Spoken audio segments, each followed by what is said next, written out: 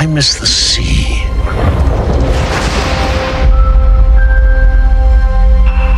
And I miss waking up every morning, wondering what wonderful adventure the new day will bring to us. Those days have come and gone. Perhaps. Perhaps not.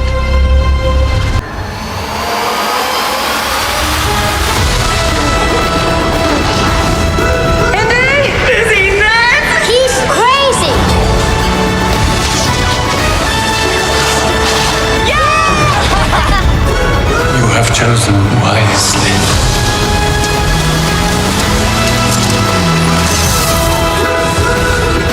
I've got a bad feeling about this.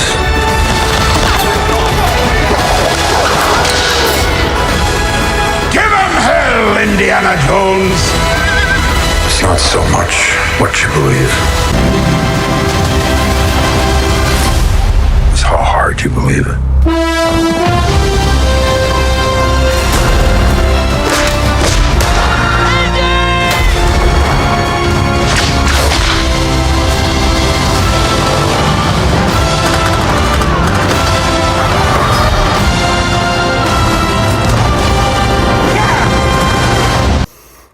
Hello, my name is Michael Morley, and I am here to review Indiana Jones and the Dial of Destiny.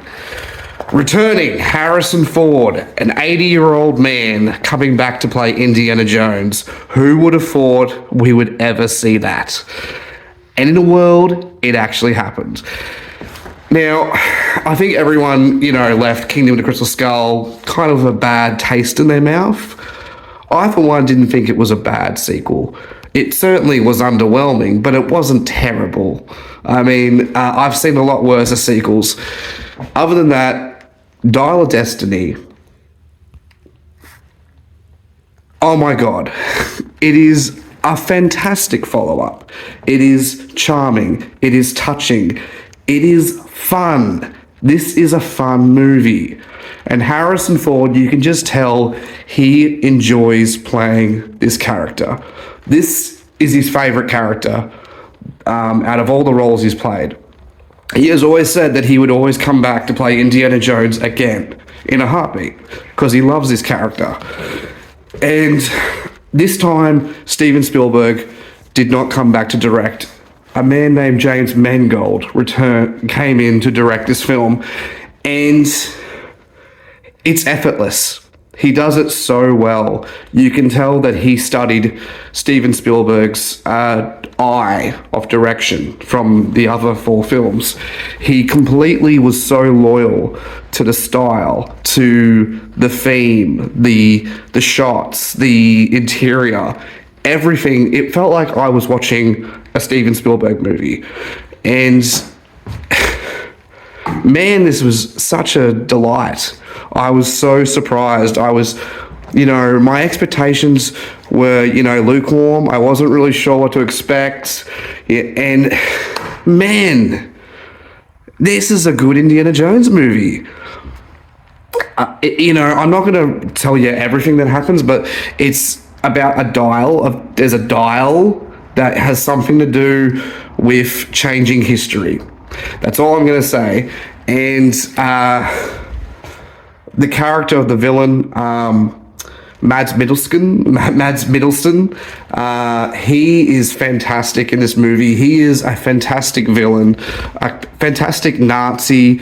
I would rank him pretty high. I mean, I think he's way better than Cate Blanchett's character in Kingdom of the Crystal Skull. I even might think he's better than the villain in Temple of Doom, I think.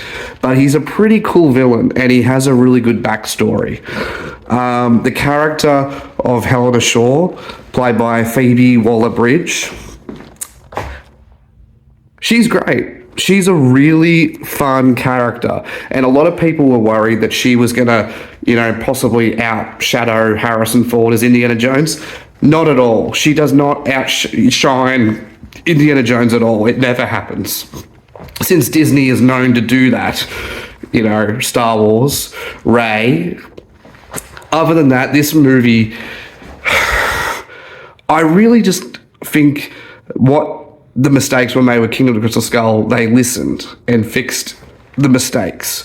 They even made Indiana Jones like a real man, like a man who is older that is struggling. I mean, he is more human in this movie than he was in Kingdom of the Crystal Skull. Like, he was jumping up in the air, running around, you know, the buildings like he was Spider-Man or Tarzan. You know, it was more real in this movie. Like, he struggled. He was climbing up mountains. He was aching. He couldn't do it. He was, you know, it felt like, yes, they're acknowledging his age in this movie.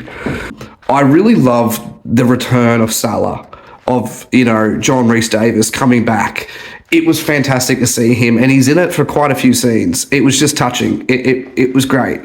And there was a kid in the movie that was great. He was a fantastic little sidekick. That was like Phoebe Waller-Bridges, Helena Shaw's little sidekick, little boy that was in the film. He was great. The music, I mean, John Williams. Yeah, no surprise. The music is fantastic in this movie.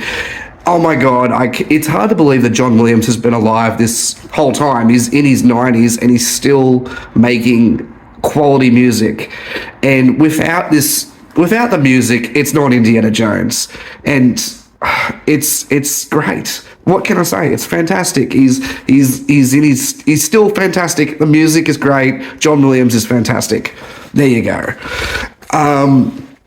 Other than that, people want to know, is it as good as Last Crusade? Is it as good as Raiders of the Lost Ark? No, of course it's not. You're never going to touch those movies. Those movies are, you know, iconic masterpiece gold. They are the pioneer movies of what has made films to, you know, stand the test of time. You know, I think this is a fantastic follow-up. It is a great sequel, but yeah, I don't think anything was ever going to beat Raiders of the Lost Ark or Last Crusade or even Temple of Doom. That trilogy is an iconic piece of art. You're just never going to beat those films. It's just not going to happen.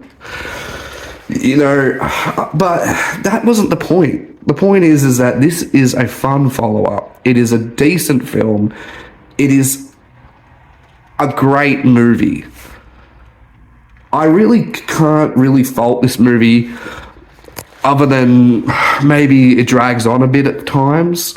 It's a bit long, but that's it. I mean, I really think the third act the third act, you know, everything from the first act to the second act is fantastic. The first 20 minutes of the movie, I loved it. And some people might, you know, judge the CGI on Harrison Ford's face, the de-aging, but you kind of get used to it. And you start to, it grows on you. But the dialogue in the first 20 minutes is fantastic.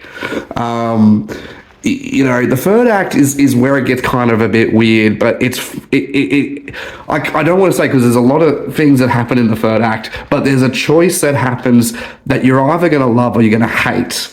But they do things with it where you kind of you're like, why did they do that? And then you're happy that they made that choice, because they do something that makes you go, yeah, we get why that happened. We get why they did this. It's such a touching end. It's such a touching sentiment to Indiana Jones. I think you're going to walk out pretty happy with this movie. It was fantastic. 8 out of 10. A worthy follow-up to a great franchise. Worth a look.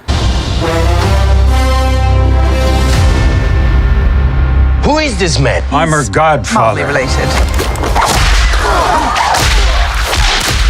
Get back!